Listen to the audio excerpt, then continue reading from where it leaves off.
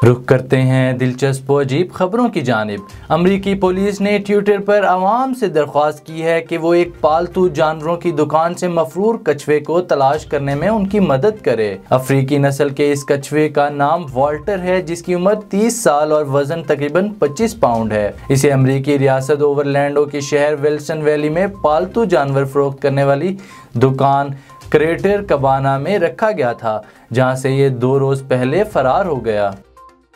गनूदगी का कमाल, चीनी शख्स दांत साफ करते टूथब्रश निगल गया। मीडिया रिपोर्ट के मुताबिक पेट में ब्रश होने के बायस इसे पेचीदा किस्म के गैस्ट्रोवास्कोप ऑपरेशन से गुजरना पड़ा ताकि इसके पेट में मौजूद इस 15 सेंटीमीटर के टूथब्रश को निकाला जा सके।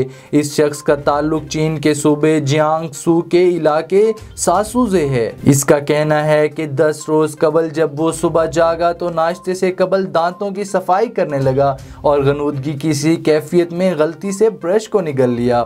डॉक्टर्स ने इसका चेकअप करके गैस्ट्रोवास्कोप ऑपरेशन का फैसला किया और इस पर अमल दरामद भी कर डाला।